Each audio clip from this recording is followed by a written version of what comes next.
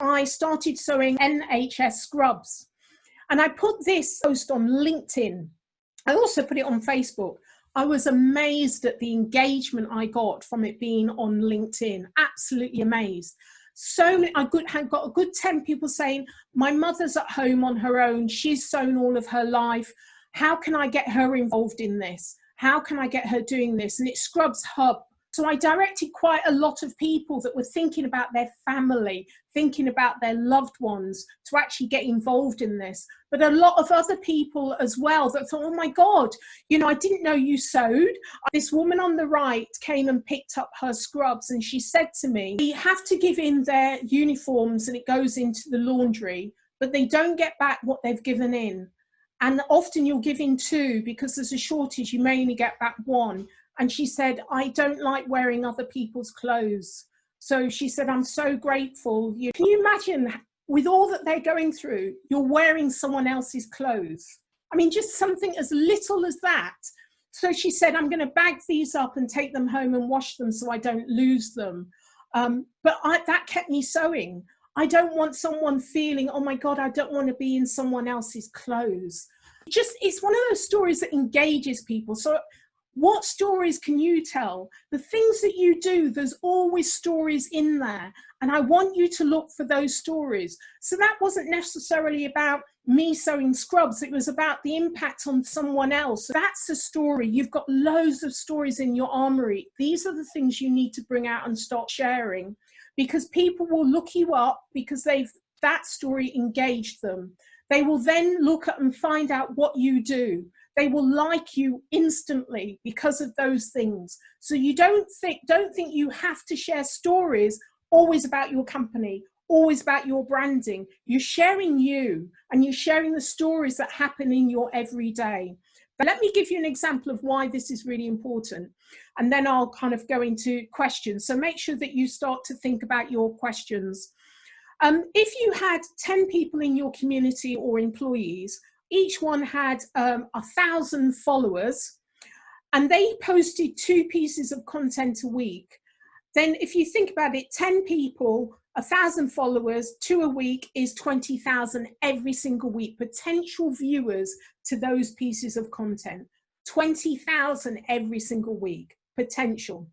But then if we say 50 weeks a year, I'll give you 2 weeks off for Christmas, that is 1 million. 1 million extra potential views. But the thing is, where it really starts to work is that if one of your colleagues or one of your people within your community retweeted or shared or commented on that post that you put out there, then that doubles the amount of potential views. So then if in their followers, 1 or 2 of those then shared, commented, retweeted, you know, that content, this is when it really gets very exciting. This is when it is a bit like the R rate of COVID. It's when it goes above 1, this is when it's exponential growth. You know, so 1 million becomes 2 million, becomes 4 million, becomes 16 million. We don't want that in COVID, but we do want that in terms of social engagement. It really starts to amplify. So this is why it's really important for you to get together in your colleagues or your community and share each other's content. Right. One question. How long do you think you need to be doing this before you get enough of the traction and people sort of start engaging with you and sharing your stories? Does it happen in a week, or do you do it for 3 months before things really start going above R1? Yeah. Do you know, it's different for different people. If you sent me something on that day that really resonated with the way that I'm feeling, I'm going to share it. But if it's something that doesn't happen to resonate with the way that I'm feeling, I'm not going to share it. Now, I've got an audience of about 25,000 across all of my channels, so I share it, and then you really get bang for your buck. But it depends on the day, on how I'm feeling. And so it's really difficult to say you could just do 1 and, you know, someone picks it up, or you might have to do 100. And it depends on who's also in your community. If you don't share many posts now and you start sharing, you've got to give people an opportunity to think, well, I'm now starting to see this on a regular basis.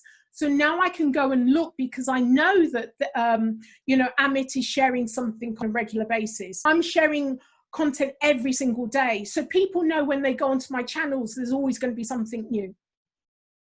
Thank you for the question. To you, it's fantastic, but it's like a full-time job. And I think we're all trying to fit all of this into other aspects of work that we're doing. And I think that's one of the biggest challenges. Is I'm doing it as I go. I take the picture as I'm walking home, I'm out the park, I'm posting the picture then. Because I know when I get in, have my shower, breakfast on the computer, I'm going to forget. The other thing is scheduling. Sunday, when I'm chilling out on a Sunday and I'm watching TV, I've got my computer there, I'm scheduling content. So I actually can do a whole week of never having to create any content, because I've done it all on a Sunday. And I've just scheduled it on either Hootsuite, on Buffer. And I'm actually quite enjoying it, because, you know, it means I've got a good excuse just to sit in front of the TV. Because I'm really working, you know. But sometimes you get a really busy week and you don't get that. It's not so much what you post that's the engagement. It's actually the fact that you respond. So when I post, this morning, I posted a blog that included lots of other people that I interviewed for my podcast. So I tagged them all in. So there's 13 people, probably 8 of those people within 24 hours will see a tag, see that they're in the content, they will comment. That will get a great deal of engagement, because now they've commented and they've been tagged in, all of their audience see it as well. But it actually is valuable content. There's so much information in there. So it's a really good resource. But more people will see that and keep picking it up. And I have to make sure I go in and I answer their comments, because then it gives it almost a whole new lease of life. Tomorrow, I'm going to forget about it. I'm not going to do that. But if you have an important piece of content, make sure that you put in the time, put a 10 minutes at the end of the day to go back in and answer people's comments. If you want to encourage people to comment and share, you've actually got to be engaged in their comments and sharing. Because if they then comment and you never comment back, they'll never comment again. And that's the thing that gives it the real lift. Ah, brilliant. Fantastic. Oh, I'm glad you loved it. Oh, I'm glad the video clip worked. Oh, lovely comments. What do you, oh, I'm going to look at my website. Brilliant. Check. Just make sure, is this relevant now? Is this going to engage with people? Remember a lot of the words that you use. Yep, go through your social media content. Wonderful. 42 of you answered that one. That's brilliant. I think that's a wrap for us. Yay! I've really enjoyed it. Thank you. Thank you so much, Janice. That's been absolutely amazing. And as usual, motivating, inspirational and challenging, which is fantastic. So thank you so much for that. It's been lovely having you with us.